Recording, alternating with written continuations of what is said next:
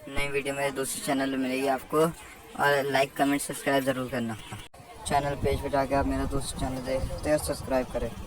आर्य ने हलदर को खड़ा देख कहा, अभी एक प्रहार करना शेष है ना, वो भी मैं अभी कर देता हूँ।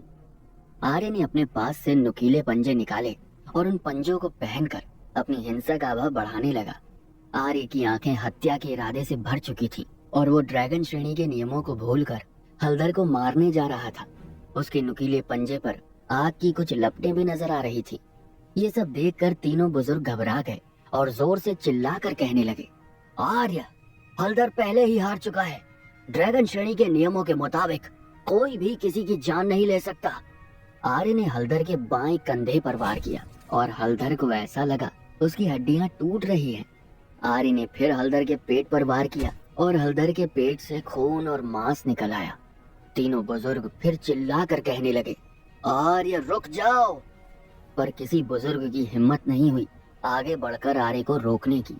हलदर एक बार फिर जमीन पर गिर पड़ा और वो अधिक जख्मी हो गया था। एक बुजुर्ग ने तुरंत फिर कहा, आर्य, ड्रैगन श्रेणी में किसी की भी हत्या नहीं की जा सकती। आर्य ने अपनी हिंसक आभा वापस ली और मुस्कुराहट के साथ कहने लगा, बुजुर्ग, हलदर नहीं मरेगा। मैं नियमों को जानता हूँ और मैं कैसे किसी भी नियम को तोड़ सकता हूँ। एक बुजुर्ग हलदर के समीप आकर उसे देखने लगा और उसने अन्य दो बुजुर्गों से कहा, हलदर घायल है पर वो मरेगा नहीं, हालांकि उसकी चोटों को ठीक होने में काफी समय लगेगा। बुजुर्ग ने कुछ बातें अपने तक ही रखी और सभी शिष्यों को सामने बतानी उचित नहीं समझी। आर्य जानता था हलदर अधमरा है लेकिन उसकी जान नहीं जाएगी, पर आर्य के हमले से हलदर के आंतरिक अंग क्षतिग्रस्त हो चुके थे और हलदर भीतर से नष्ट हो चुका था। अब वो ध्यान करके भी अगले स्तर पर नहीं पहुंच सकता था। आर्य ने मन ही मन में कहा, मेरा इरादा तो इसकी जान लेने का था, पर अंत में मुझे नियमों का ख्याल आ गया, वरना इसकी जान लेने मुझे 2 सेकंड नहीं लगते। आर्य ने बुजुर्गों से मुस्कुरा कर कहा, बुजुर्ग, क्या आप मुझे जीता हुआ घोषित कर देंगे अब? हलदर जमीन पर पड़ा खून से लथपथ था और वो उठने में असमर्थ लग रहा था। आर्य ने अपनी ठंडी आभा भी वापस ले ली, जिस कारण हलदर के सभी साथी भ्रम से बाहर आ गए और वो अब सब कुछ समझ सकते थे। तीनों बुजुर्गों को लगा था हलदर लड़ाई जीत जाएगा, पर आर्य जीत चुका था और तीनों बुजुर्गों ने उदास आवाज में कहा, आर्य ये लड़ाई जीत गया है, उसे ड्रैगन श्रेणी का 36वां स्थान दिया जाता है। आर्य ने तुरंत कहा, धन्यवाद बुजुर्गों। फिर आर्य वैभवी और अन्य सभी के पास चला गया। आर्य को देखकर अन्य सभी शिष्य कुछ घबरा रहे थे।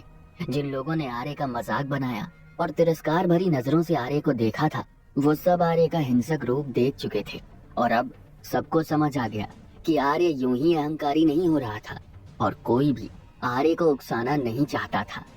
कुछ शिष्य कहने लगे, आर्य की ताकत असाधारण है। उसने 36वें स्थान पर मौजूद शिष्य की चुनौती स्वीकार की और जीत कर बताया। आर्य वाकई एक उच्च शिष्य है और सभी उच्च शिष्यों में आर्य की प्रतिभा सबसे उत्कृष्ट है। आर्य की साधना का स्तर भी काफी अच्छा है, वो वाकई प्रशंसा के लायक है। कई महिला शिष्याएं भी आर्य से काफी प्रभावित हुई और कहने लगी, कितनी शक्तिशाली आभा है। 9वें स्तर का मास्टर इतना ताकतवर। 9वें स्तर के मास्टर ने 4थे स्तर के शक्तिशाली मास्टर को हरा दिया। ये बात कोई सुनेगा तो यकीन ही नहीं करेगा। हमारी किस्मत अच्छी है जो हमें ऐसी लड़ाई देखने का अवसर मिला और आर्य की ताकतों को देख हमें बहुत कुछ सीखने को मिला है। वैभवी, राजकुमारी अमृता, कामनी एवं दासी चेताली सब स्तब्ध रह गई थी आर्य की जीत से, और कुछ देर तक वो सभी बस आर्य को आश्चर्य भरी नजरों से देख रही थी। राजकुमारी अमृता के कंधे पर बैठा जीवन तुरंत आर्य के कंधे पर कूद गया और कहने लगा, मालिक, आप वास्तव में मेरे मालिक हो। आपने जो किया वो प्रशंसा के लायक है। वैभवी सोचने लगी, जिसे एक समय में कचरे का ढेर कहते थे, नायक घराने का वही डरपोक आर्य आज कितना बहादुर हो गया है, जो हमेशा मार खाता था और नौकरों से भी कम स्तर के काम करता था। आज वो इतना शक्तिशाली हो गया है, अगर नायक घराने के लोग इस आर्य को देख लेंगे तो किसी को यकीन ही नहीं होगा ये वही आर्य है जिसे वो हमेशा तुच्छ नजरों से देखते थे।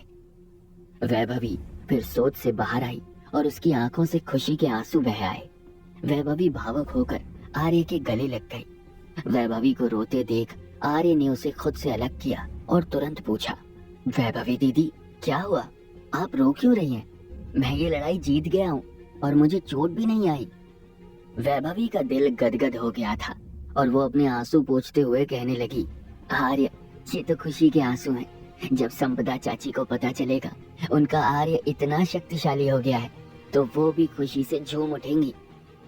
आर्य ने जैसे ही अपनी माँ का नाम सुना उसके चेहरे पर एक प्रसन्नता झलक आई और उसे ऐसा महसूस हुआ जैसे अब वो अपनी माँ को असली हक दिला पाएगा। आर्य ने सोने के पंखों वाले शेर को आवाज लगाई और शेर तुरंत आर्य के पास आ गया। आर्य शेर की पीठ पर कूद गया और चारों लड़कियां भी शेर की पीठ पर बैठ गई। आर्य ने मन ही मन में कहा, हलदर शर्त के मुताबिक तो मैं तुमसे माफी भी मंगवाता, पर तुम खड़े होने के लायक भी नहीं हो, ऐसे में क्या ही कराऊं तुमसे। और आर्य ने शेर को उड़ने का आदेश दिया। जब शेर ने ऊपर उड़ान भरी तो अन्य शिष्य आर्य और उसके साथ बैठी 4 लड़कियों को देख कुछ ईर्ष्या कर रहे थे। हलदर के लोग हलदर के शरीर को जमीन पर पड़ा देख सदमे में चले गए। उन्हें यकीन ही नहीं हो रहा था उनके नेता का आर्य ने इतना बुरा हाल कर दिया था, पर अब वो सब भी आर्य को कोसने के अलावा और कुछ नहीं कर सकते थे। तीनों बुजुर्गों ने आर्य को कोई सजा सुनाने की हिम्मत नहीं की, क्योंकि नियमों के मुताबिक कोई शिष्य किसी को बुरी तरह घायल भी नहीं कर सकता था। पर बुजुर्ग मजबूर थे, अगर वो आर्य के खिलाफ कुछ करते तो बुजुर्ग युवराज उन्हें छोड़ता नहीं। बुजुर्ग युवराज का डर सबके अंदर पहले से मौजूद था और आर्य तो बुजुर्ग युवराज का नया शिष्य था। आर्य ने राजकुमारी अमृता और कामिनी को उनके स्थानों पर छोड़ दिया। अब शेर पर सिर्फ वो और वैभवी मौजूद थे। आर्य ने वैभवी से पूछा, वैभवी दीदी आपने तो कहा था आपकी दोस्त भी मुझे चुनौती देना चाहती है, पर वो तो कहीं नजर ही नहीं आई। और क्या नाम है उसका, वो है कौन? वैभवी ने आर्य से कहा, आर्य नीचे चलो फिर बताती हूँ। आर्य ने शेर को आदेश दिया तुरंत नीचे चलने का। शेर जब एक पहाड़ी पर उतरा तो वैभवी नीचे कूद गई और आर्य से कहने लगी, आर्य यहाँ से सीधे जाना, 2 पहाड़ी के आगे से जो रास्ता है वहीं पर मेरी दोस्त अक्सर जाती है, तो वहां जाकर देखो, वो तुम्हें मिल जाएगी। और फिर तुम दोनों जितने भी सवाल हैं एक दूसरे से कर लेना, मैं तुम दोनों के जवाब देकर थक चुकी हूँ। इतना कहकर वैभवी तुरंत वहां से चली गई और आर्य शेर के साथ ऊपर उड़ गया। शेर तेज गति से उड़ता रहा और 2 पहाड़ियों को पार करने पर आगे सिर्फ एक खाली रास्ता था। कुछ देर तक आर्य शेर पर बैठा नीचे उस लड़की को ढूंढ रहा था जो कि वैभवी की दोस्त थी। फिर कुछ आगे आर्य ने एक नदी देखी और शेर को नीचे उतरने को कहा। आर्य नदी के पास खड़ा मन ही मन कहने लगा, उस दिन वो लड़की यहीं पर खड़ी थी, फिर अचानक कहीं चली गई थी, क्या आज भी वो यहाँ आएगी? आर्य ने आंखें इधर उधर घुमाई और वैभवी की दोस्त को देखने लगा। तभी आर्य को एक सुगंध आने लगी और आर्य तुरंत उस सुगंध को पहचान गया। आर्य जैसे ही पलटा उसने देखा नदी के किनारे पर एक सुंदर सी लड़की खड़ी थी और वो अपने आप में ही मुस्कुरा रही थी। उसका चेहरा अति सुंदर था और उसने लाल पोशाक पहन रखी थी जो कि उस पर काफी जंच रही थी। लड़की की आंखें अति मोहित कर देने वाली थी और उसके खुले बाल हवा में उड़ रहे थे। कुछ बाल उसके चेहरे पर भी आ गए थे जिससे उसका चेहरा छिप रहा था। आर्य उस लड़की के पास से आ रही खुशबू को सूंघते हुए एक एक कदम उसकी ओर बढ़ने लगा। तभी जीवन ने कहा, मालिक आप लड़की के चक्कर में पड़ रहे हो। आर्य ने जीवन की बात को अनसुना कर दिया और वो आगे बढ़ने लगा। जीवन तुरंत आर्य की आंखों के सामने फन फैलाने लगा। जीवन की इस हरकत ने आर्य का ध्यान अपनी ओर खींच लिया और आर्य ने जीवन से कहा, जीवन क्या कर रहे हो, तुम आसपास जाकर आओ और तुम्हारा काम करके आओ, वैसे भी तुम्हें देखकर वो लड़की घबरा न जाए। जीवन कुछ नाराज हो गया और आर्य के कंधे से नीचे कूदकर शेर को अपने साथ वहां से ले गया। आर्य अब उस लड़की के एकदम पास पहुंच चुका था। आर्य ने लड़की के बालों को उसके कान के पीछे करते हुए कहा, आप कितनी सुंदर हो। जब लड़की ने आर्य का चेहरा देखा तो उसने कुछ नहीं कहा और बस आर्य को देखने लगी। दोनों ही एक दूसरे को निहार रहे थे। ऐसा लग रहा था वक्त थम सा गया है। एक तरफ हवाएं चल रही थी तो दूसरी तरफ नदी का पानी कल कल करते हुए बह रहा था। कभी कभार पानी के कुछ छींटे नदी से बाहर भी उछलते थे। आरे के भीतर से देवेंद्र कहने लगा, भाई ये लड़की कितनी सुंदर है, इसके पास से आती सुगंध हमें अपने पास खींच रही है, पर इसका नाम क्या है? आर्य को ध्यान आया और वो अपने सामने खड़ी लड़की से पूछने लगा, आप कौन है? लड़की भी आर्य को देख खो सी गई थी। आर्य ने नदी का पानी लिया और लड़की पर कुछ छींटे मारे।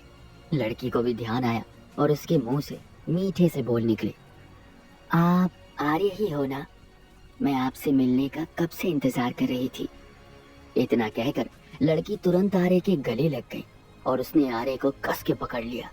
आर्य कुछ अचरज में पड़ गया और सोचने लगा, मैं तो इससे पहली बार मिल रहा हूँ, ये मुझे ऐसे गले लग रही है जैसे मुझे पहले से जानती है।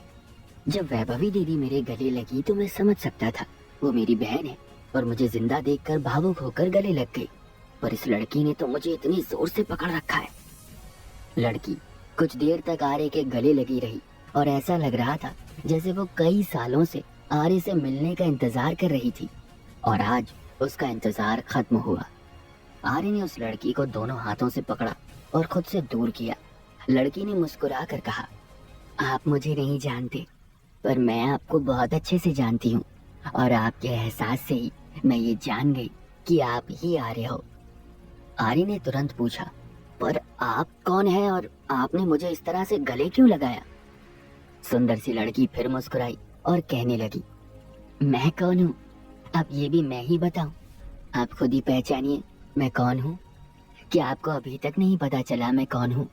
आप एक काम करिए, मेरी आंखों में देखिए, आपको मेरी आंखों में देखकर पता लग जाएगा कि मैं कौन हूँ। और लड़की ने तुरंत आर्य को अपने पास खींच लिया। आर्य उस लड़की के व्यवहार से काफी हैरान था और लड़की की मीठी बोली आर्य को अपने वश में कर रही थी। कौन थी ये लड़की जिसे आर्य का इतना इंतजार था? क्या ये वैभवी की दोस्त ही थी या कोई और? क्या आर्य उसे पहले से जानता था? कहीं वो आर्य की बचपन की दोस्त या प्यार तो नहीं थी और उस लड़की के चक्कर में आर्य अपने लक्ष्य से भटक गया तो? वैभवी अपनी दोस्त और आर्य को क्यों मिलाना चाहती थी? आपको क्या लगता है, क्या होंगे इन सभी सवालों के जवाब? कमेंट बॉक्स में कमेंट करके हमें जरूर बताएं और इन सभी सवालों के जवाब जानने के लिए सुनते रहिए आर्या, एक शूरवीर योद्धा, सिर्फ